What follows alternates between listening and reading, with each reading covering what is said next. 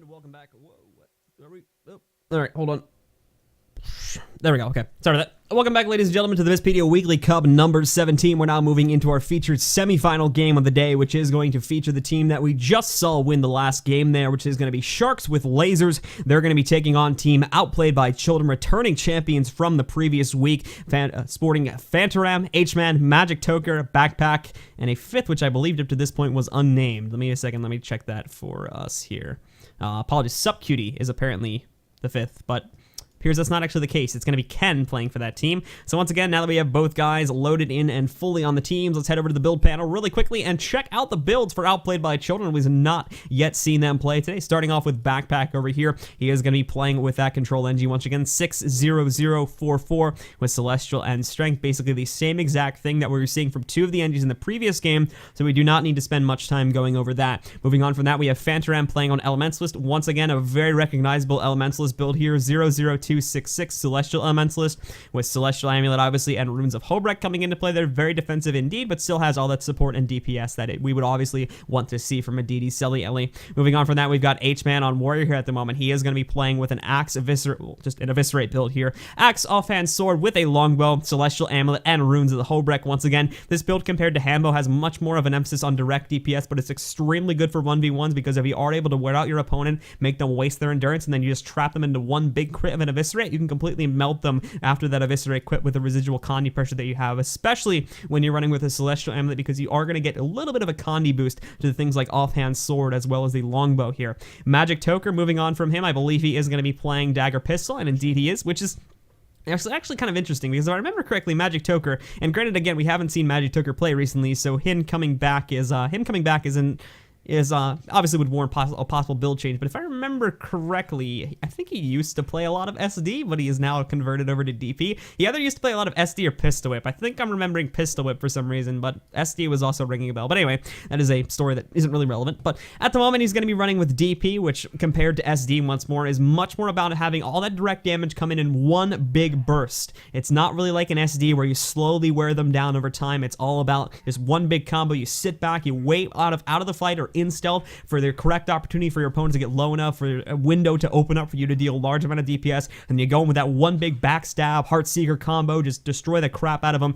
and then as well you've got that very, very strong black powder there, which can pretty much guarantee your stomp if nobody else is around. But because it doesn't have much a dodge up time or anything like that, it is a much squishier than some of those other builds. It does rely a little bit more on passive play than it does on active play, so if he does kind of like, you know, fight in the middle of the fight, he's going to die very, very quickly. Much more similar to kind of a Shatter Mesmer is probably what I would equate it to than it would be an SD Thief. And then of course you got the fifth over here, who is going to be Kensuda playing on Bunker Guardian. 00266 will be team-oriented Guardian. He personally does seem to prefer this build, even though most Guardians at the moment are running with the Altruistic Healing. Ken is one of the few that still prefers to run with the Virtue spec here, which does offer a little bit more team support as well as anti-Condi.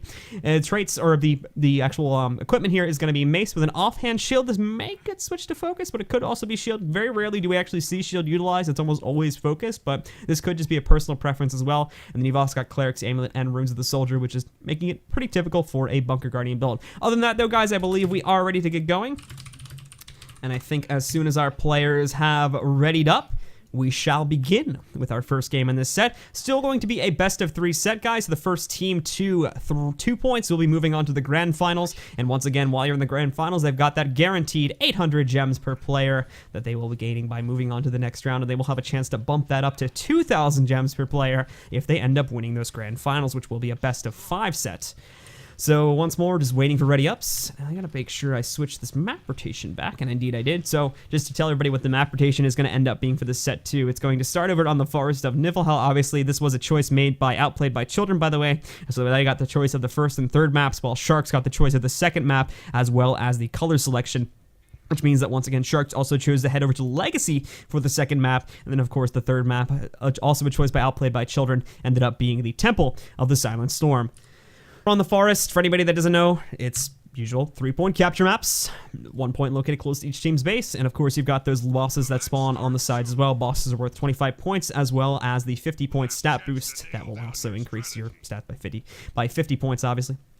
and they're on 3-minute respawn timers, so those can be used to end the game if you're over 475 points. And we do see that actually pretty often in recent times. We do see a lot of games ending up coming down to Lord push or to boss pushes, just because a lot of teams end up on even footing because we see more tankier compositions being utilized. I don't believe we will see that in this matchup specifically, but it has kind of been a trend of where games on this map go very, very evenly because of bulkier setups on both team ends, and it kind of leads to like kind of clutch moments with the bosses towards the end of the game. But anyway, here we are seeing red team spread themselves out very thinly, to be completely honest here. They are trying to go for some ganks on the fields here at the moment before they even arrive at the points. Blue team, though, is using a much more orthodox strategy. They did head out towards the beach, but when they encountered their opponents, they switched it back up and headed towards mid. Moobs as well was heading through mid, or was heading through the beach. I don't know for sure if his plan originally was to go over to far and then possibly switch to mid, but obviously, as we can see here, it has hurt his team very much so, because you take a look, Ferox is under some pressure here in mid. He may actually go down if somebody catches him off guard. Only at 400 health, and as well, I think an AoE caught him off there. It actually seemed to be Phantom over there with Fiery Rush. Did take him out of play. Thankfully, once again, blue team was standing by and had plenty of time to get in position to res him, so they're going to bring him back up and into the fight. Other than that, though, there is no other combat on this map. Nobody's going for decaps or anything like that at the moment. We do have a Gorn. It looks like he is going to make an attempt back over at the mine, but other than that, it's just everybody focused on mid. Now, because it is 5v4 on mid, and as well, when you consider again that Kensuda probably is going to be doing a little bit better of a job supporting the team just because of the build choice, I do believe red team will end up coming out on top over here towards middle. Thracket goes down. If he's fully eliminated, that is a lot of the support that'll be missing from the fight here too. And people like Ferox, who have already been thrown to the downstate, are really not going to have any chance of lasting out here, even though Ferox is already down. But if they were up and alive, they would have zero chance of surviving. So red team, again, with the 5v4 and with Ken in play, they've pretty much got security on that point. With that said, however, Magitoker is trying to snipe out some of the guys that are trying to fall back over towards the blue team home node. And as well, you take a look on the node itself, red team's NG backpack is already trying to go for some decaps there. So red team is going to try to kind of slit their throats before they even get it. It's pretty much just going to try to slit their throats here back at the home node and stop them from getting any point momentum whatsoever. Now, because of the fact that we did have to see the majority of Outplayed fighting over there towards mid, blue team obviously got this free cap back over here at the mine, but it is going to be a 1v1 between the Warriors for full control of it.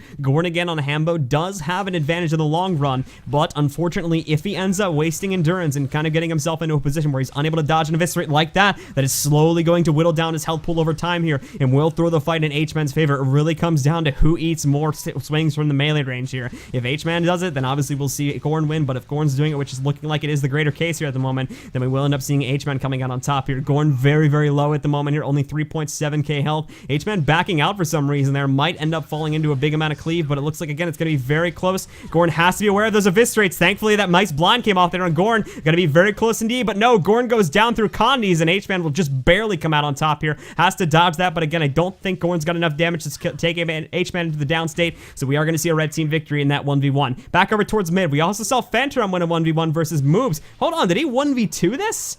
Might have. I think he had some assistance from Toker, because it's very unlikely that he was able to 1v2 that. But I think it was him and Toker managed to 2v2 down Moves and Thracket. So once again, red team's going to gain another 2 cap there, and they've really got them by the throat here at the moment. Back over at the Henge as well, they're going to take a full 3 cap here now. Blue team just has to completely shuffle. Now, thankfully, they were not committed to the Henge fight. There wasn't 2 or 3 guys already fighting there, and there wasn't a big team fight. Very often do we find teams kind of get thrown into the trap of just fighting for their home node. They'll get cornered. Their opponents will just be able to corral them pretty much all over the map here, and it really leads to an overall just a huge rocket boost for the team that actually has the 3 cap chokehold on them. So thankfully, they weren't already engaged there. They didn't have any issues with pulling out of those fights or anything like that, or just in general kind of attachment to trying to take their home node back. All of them were in position to reset, so they're all going to spread over here to mine, and just in general, they won't be thrown into that chokehold that so many teams do end up getting put into whenever there's a 3 cap scenario. So talking about the fights a little bit here, Moves and Gorn, again, not a lot of support in this fight. Moves is really supporting Gorn, but unfortunately, Gorn doesn't have much damage to bring to the table besides the intelligence sigil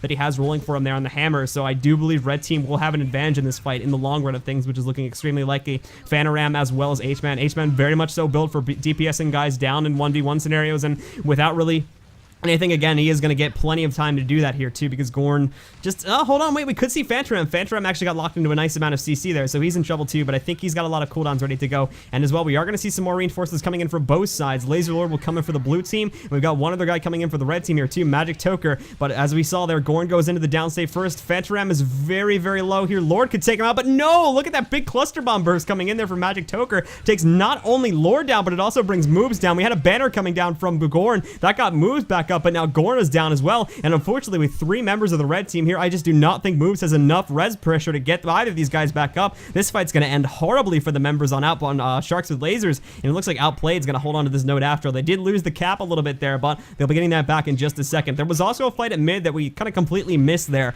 but obviously once more, that also went into the favor of Outplayed by Children. We have another 1v1 happening back over here at the blue team home node. Thracket has just reacquired this node, and he's not going to want to give this up anytime soon, so you can bet he's going to fight very, very hard to make sure his team holds on to this. Unfortunately, that means he has to go toe-to-toe with a rifle engine here, and that is not looking good for him, as he's not doing a very good job of handling those cons. He's getting hit very heavily, and all of this now with Ken coming into, with Kinsuda coming into play here as well, which is going to lead to a very, very bad time for the members on Sharks with Lasers. Sharks with Lasers, just in general here, having a bad time getting to fights in time. They are coming into fights a little bit too late. This is all coming down to rotations, I feel. They need to reevaluate, and they do need to skirmish a little bit better here too. It seems they are getting out 1v1'd a lot when it does come down to those smaller skirmishes, so they need to improve their play a little bit here, otherwise their opponents are just going to completely continue to overwhelm them as this fight continues onward. Other than that though, there is no other fighting going on at other points. It's all once again focused on mid, and this was that chokehold I was talking about a few minutes ago there. Blue team, Sharks with Lasers, is very much trapped in their own home node here at the moment. That it depends on really how heavily they want to fight for it,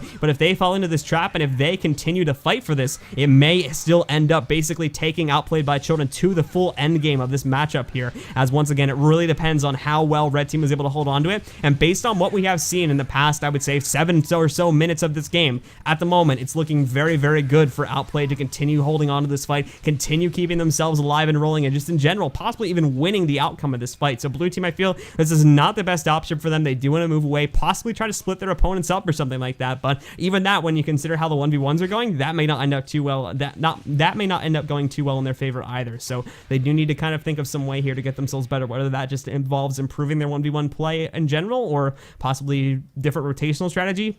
They got to do something here, because whatever they're trying at the moment, it is obviously not working here, as Outplayed has an astounding almost 300-point lead on their opponents at the moment. Other than that, we do see the blue team starting to split up just a little bit here. Ferox made an attempt over to mid. Laserlord is also going to be joining him, and I do have to correct myself. It was just Laserlord coming to this point. Ferox is not here. He's actually pushing over towards the mine with one of the warriors over here, Gorn, and they are going to try to take out Phantom. Now, Phantom as well did not seem to be tanking the damage over here from Gorn all that well, so I do think there is a pretty good chance for blue team to take this back, but once more, they're very much so time-gated here. There's no doubt in my mind that red team is already on their way to reinforce this, and that is indeed the case. You can see H-Man, who's just come through the threshold. He actually took out Laserlord on the way there, so I think he is going to take his time a little bit to kill that. But as we see here as well, Phantom is still holding on within Water Tomb, and he's actually run out of heals, so I think he will go into the downstate here. Might have just popped Vapor. Indeed, he did pop Vapor form here now, so there is an opportunity for them to stomp him out. H-Man, though, came in and he had the banner ready, so that'll give Phantom back up into play, and they are now back up to a full 2v2. It took them a little bit too long to lock down Phantom, and now once again, they do have to fight on even ground here in order for blue team to take back this node. Phantom as well, now supported by H-Man. That'll give him a lot more breathing room. It will alleviate the pressure going on to him, and hopefully on his end should buy him enough time to get heals, but unfortunately that's not going to be the case. Ferox does connect a nice shatter off onto him, but as well, Phantom are going to get out of the way of this. It really comes down to now, can H-Man get him back up into play? We do see Gorn coming in, trying to get the stomp off. There's a lot of cleave from Ferox there as well, and I think that'll be enough here. Ferox was very low indeed, but unfortunately with H-Man needing to keep the point decap there, he's not really able to chase him at the moment. We'll come back to this fight in just a minute though, as for the time being, it's obviously going to end up going into the favor of Sharks if it continues on its current path. Back over here at the Henge, blue team as well, still fighting for this node. They did pull off it by quite a bit, but they still have some guys fighting for it here. You take a look, you've got Thracket here, you've got, I believe, Laser Moves here, so again, they've got that support combo, and as well, they do have Laser Lord here fighting for it as well. They do have the Thief, but unfortunately, red team is doing a very nice job of focusing that Thief down, and they have for another time here. Whoa, sorry about that frame for a second like there. They have managed to kind of catch him off in the corner, and they are going to take him into the downstate. Thankfully, actually, again, red team did misjudge his positioning after he moved away there, so there wasn't enough AoE going off after he moved in order to keep him in the downstate, so we did actually see moves getting him back up and into play. But once again, Magic Toker is going to snipe him out there with DP. Very nice thief hunting skills here by Magic Toker here. But once again, it looks like the second attempt at a stomp is going to be enough to take him out, and once more, blue team is going to wipe things up there in their team's favor. Or apologies, red team is going to wipe things up in their team's favor and start to slowly take back this node here.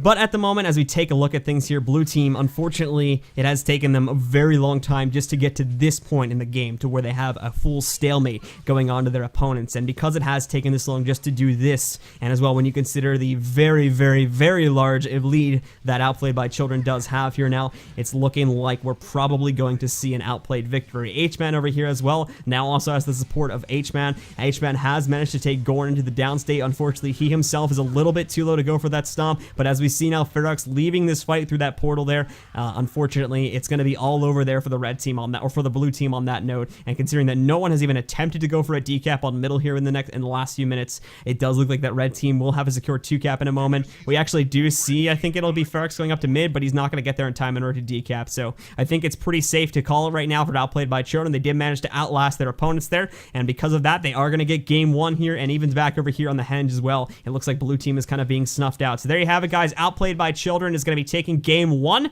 They will be 1 victory away from moving on to the grand finals of this week's cup. As for Sharks with Lazers, they got to pull it together in game 2, otherwise they're going to find themselves in a very bad position. But we'll be right back, guys. We do have to take a short break real quick, but as soon as we return, as soon as our players are ready for their second game over on the Legacy, the Foe Fire, we're going to come back to you with a continuation of this set. Be right back, folks.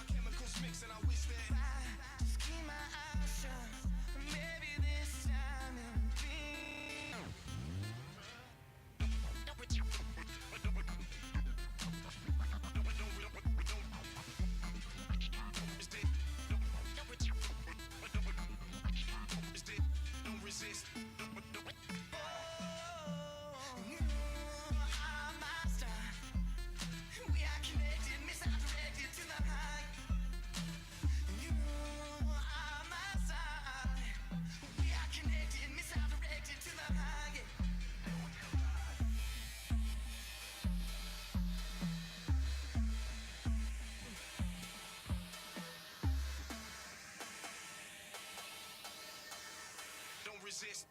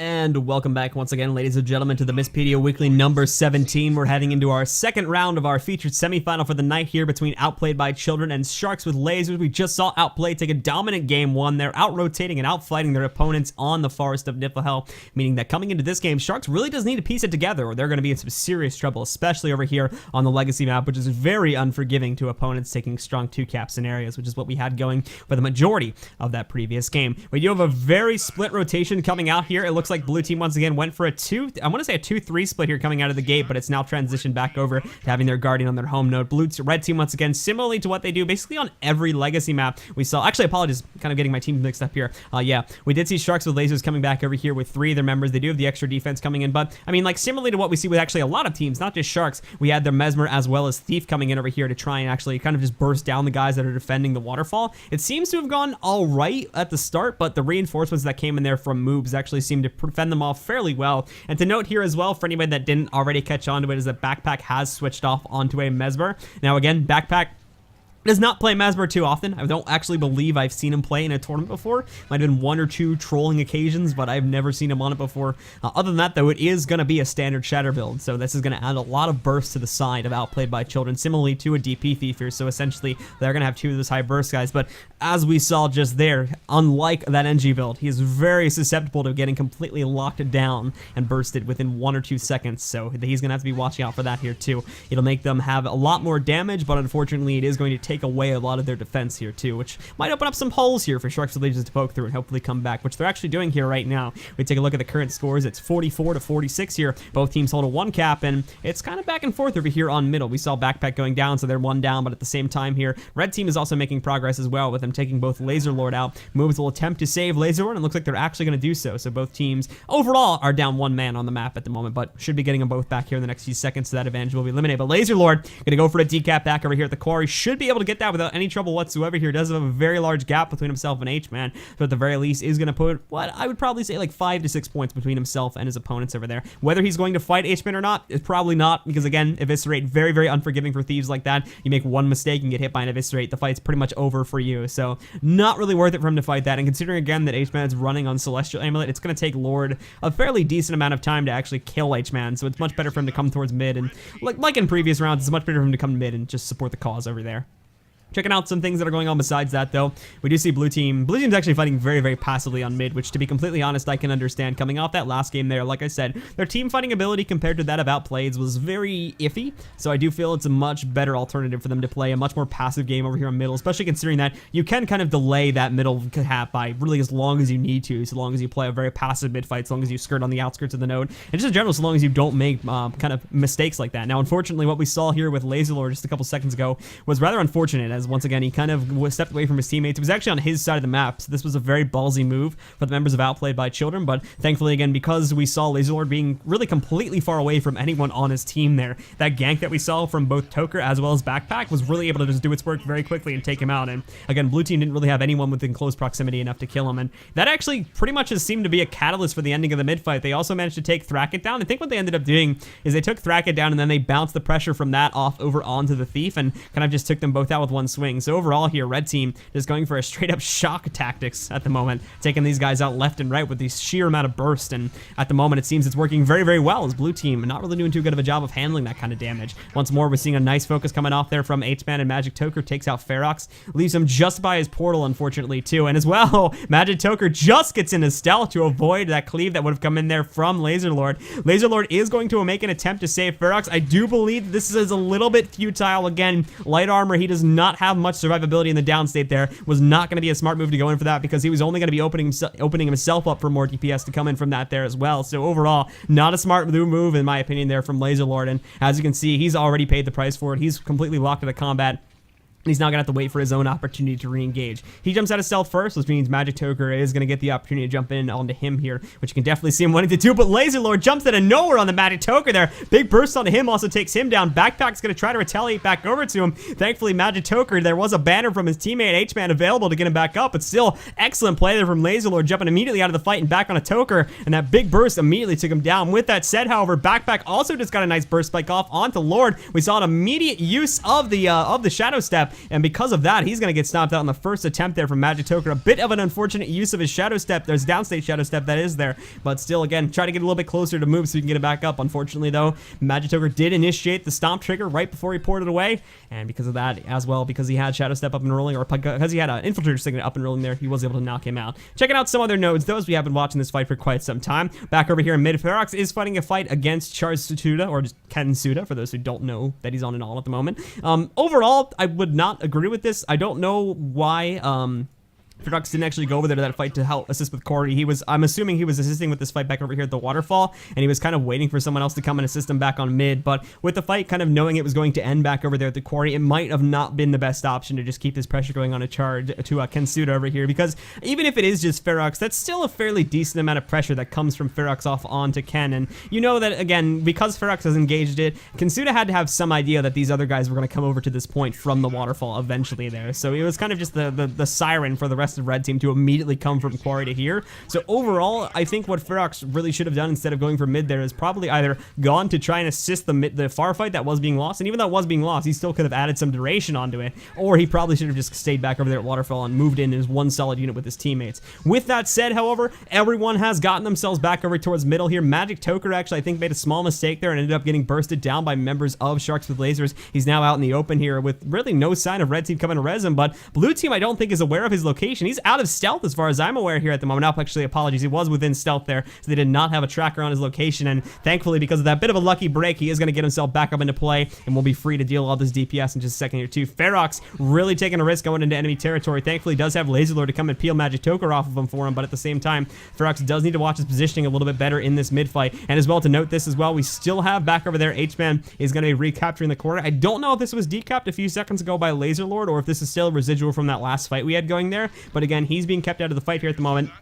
And that is actually making the difference here for the members of Sharks with Lasers, is they do have a 5v4 on middle here. They just got to keep it together and keep knocking these guys out, and they should eventually come out on top in this fight. With that said, Fantaram is trying to cross over. Don't know what Fantaram was trying to do there, unfortunately. Again, rolling directly into enemy territory, really opened himself up for some big DPS, and he's now down completely out of position from his teammates, which means he's going to get knocked completely out of this fight too. And as well, looks like red team is actually kind of starting to falter apart back over here, which means this could be blue team's opportunity to get back into this game. Another decap was stolen over there by Laser Lord, but we're also going to see Magic Toker making an attempt at a decap and should get this off with flying colors. No portal to be seen here from anyone on the blue team, so that decap is going to go off, and it is going to force a member of the blue team to come back and retake it. Now, as far as who that's going to be, Ferox did look like he was going to want to come and take that, but unfortunately, again, the second he saw Magic Toker, I think he had second thoughts about that, because again, that thief is going to be a huge pain in the butt for him to try and 1v1, especially again if he ends up screwing up and gets engaged on there with the backstab and Heartseeker combo. It's going to be really, really painful there for Ferox to try and 1v1 that, so might be better to try and send someone else back there. At the moment, though, all three caps are locked in a decap scenario. Waterfall just has this awkward dance going on for people trying to get back there, and for just in general, blue team trying to recapture that. Back over here at the corner, we have a 1v1, basically a locked 1v1, to be completely honest here, between Thracket and H-Man. I do not see this one going anywhere anytime soon. Probably going to remain stalemated. Possibly we could see Thracket win this one. H-Man seems to have taken quite a burn of damage, and it's looking like overall here, Thracket's okay on cooldown usage, so he might actually take the 1v1 here, but if he does continue to make mistakes like this and get hit by eviscerates, it could also go in H-Man's favor. So we'll come back to this one in a few minutes. Back over here in the middle, though, to check that out very quickly, this one is also still very much up in the air. It was seeming a few minutes ago like it was pretty much going to be a Sharks cap, but unfortunately, again, just because of the nature of this map and really how easy it is to reinforce this node over a period of, I would say, about 10 to 20 seconds. If you knock guys out and you don't continue to knock them out very, very quickly, then your opponents are going to be able to come back to that node and pretty much rejuvenate their entire fighting force within those 10 to 15 seconds that I just discussed there. So it just seemed, again, that Sharks did not really have quick enough kill ability in order to take the fight that quickly, so red team got themselves back onto that node, and once again, they are skirmishing for control of it, and we'll probably see that continue for quite a long time, which means red team's lead, at least for the time being, is going to be okay. Now, we did see Backpack over here try to do a bit of a clutch portal play. It didn't seem to go too well, though. Got a knockback off onto Ferox, but he managed to dodge or mitigate the rest of that damage. At the same time, Ferox, on his attempt to burst, makes the same mistake, or actually probably just runs into the same issue there of Backpack pretty much just mitigating all of the damage. So we're locked into a fairly even Mesmer fight here, to be completely honest. Backpack and Ferox seem to be at pretty even odds, so it's really going to come down to who gets hit by the first Shatter combo. Will probably be the guy to go down here. We're actually going to keep our eyes on this fight. I'll move to another point if we see someone going into the downstate, but this definitely seems like the fight to see who's going to be taking the advantage for the time being, because when you consider what's going on back over there at the quarry with blue team having full control over that node, obviously once again blue team is on the warpath to come back, but if red team can get this node, obviously they as well will stop that and tie things up here. But thanks to some support from Laser Lord, obviously the 1v2 advantage is going to fall directly over into the favor of Sharks. Lasers. Backpack as well made a pretty big mistake in my opinion by kind of moving off node there. If he had known that that much burst was going to be on him, even with him playing a Mesmer there and having all that mobility, there was a very low chance in my opinion of him actually escaping that node. So he probably should have just died on node and delayed the cap. So once again, blue team's going to take a 1 cap and continue to slowly crawl fall back into the lead here through that situation. Now, we have seen them actually lose the cap back over here. Thracket was actually put up into a 1v2 situation back over here, so unfortunately, I think due to some dancing around the node, he actually ended up losing the cap. He does have some support coming in from teammates. I'm trying to see just in general here who is here and what the matchup's going to end up being. If they can get Thracket back up, there's a chance for blue team to recover this situation, but that's a very small chance of them getting Thracket back up. Take a look. Moobs is going to be taking a lot of damage from this as well. You've got H-Man in there putting all that fire damage on. Phantom's here. He's got a nice amount of cork sleeve, and unfortunately, that's not going to happen there, so that brings it down to a 3v2. There's a small chance they can take out Magic Toker here, and they actually do get that, so they can bring it down to a 2v2. Laser Lord getting knocked back there, and they get a banner down to get Magic Toker back up. So again, red team still seems to have the number advantage for the time being, and in the long run, they will be able to recover this node if they continue on their current path without any slip-ups. Mid, pretty much as we would expect, still stalemated. No progress there whatsoever. You've still got Kinsudo on there. You've got Ferox and Gorn over there. Gorn could very much act as a bunker over here for the blue team. And as well, even though Ken is getting low, if he gets knocked out, they've still got Backpack on the node who can probably keep things decapped for a fairly long time. And actually, Ken, look at him like a trooper here at the moment, just barely keeping himself up and rolling. It looks like, though, he's actually going to survive through this.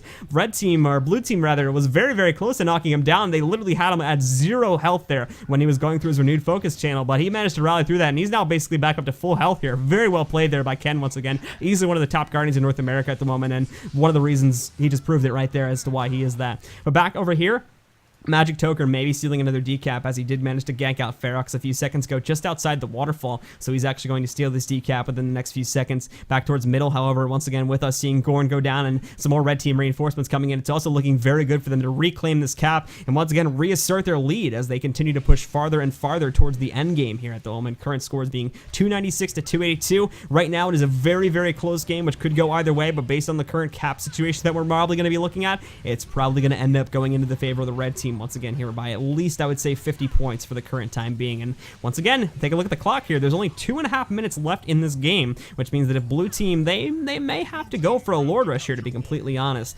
Ferox and Thracket, though, are actually going to get that nice portal res off onto Thracket. So again, red team was kind of expecting Thracket to just lay down and die there, but he's not going to take that. Now, Thracket, however, jumped back into the fight there very, very quickly, which might have been a big mistake, to be completely honest here. As you can see, he's still taking a fairly high amount of damage. I think, though, he did have adequate enough cooldowns to piece through that. You could see his health got pretty low there for a second, but I think he's actually managed to weather through that storm. But at the same time, not only him is going to be forced off node here just due to additional pressure, but a lot of his teammates have also been forced off here, and Magic Toker is even going to get that snipe stomp off over there onto Ferox. Took a lot of damage in the process of it, but still at the end of the day managed to come out on top there with the decap. Now as well, Thracket still managed to catch on to the fact that that Toker was going to come over here and attempt to decap, so he'll get there. And Toker, in my opinion, probably will not want to mess with a DD Ellie in a 1v1, so at the very least, I think he is going to... I'm trying to see exactly what he's doing here at the moment. I think there was some communication going on there for his teammates, but yeah, he's going to go for this second gate. They've already got the front gate down, but they're going to go for this side gate now here as well for some reason. I think just so that it gives them more options and possibly an element of surprise. When you consider his position here at the moment, there isn't really much else he can do here either. His teammates are doing okay in mid. There isn't really an immediate... Oh, no, look at this, though. They've got the portal open. That's why he's trying to go for the gate. They're going to reinforce this. They're all rushing in here right now. They've only got that one cap back over there at the core. If they can stop this, they won't actually have enough points to win the game just yet. Blue team as well. They have no gates down. They've got to come back and defend this, but I don't know if they can do it. Blue Lord is going to melt like a candle here at the moment. So much burst on the red team. Going in 50%, 40%, 30% health in the Blue Lord. He is dead. 495, 496. That's it, guys. Outplayed with that very clutch portal. We didn't even see them put that down, and I doubt their opponents did either there. Very nicely done. GG's been called with that very secret portal, with a very secret portal approach to the base. They managed to come in there, take the Lord down in mere seconds. Blue team didn't even get back to defend it in time. So with that, guys, red team Outplay going to take game 2. They're going to score a 2-0 victory here, which means they are going to get that guaranteed 800 gems per player, and as well, they're going to move on to the grand finals to take on the winner of our other semifinal. Now, I believe our other semifinal is still in progress. We're going to get the server info for that one, guys, and then we will jump over to that arena for you guys in just a few minutes here, and I believe, once again, that game is going to end up being between In Memory of Zeus and Pug Life. So once more, that game and a lot more action is coming up here in about 5 minutes, guys. Stick around for more of the Mistpedia Weekly Cup number 17, resuming in just 5 minutes.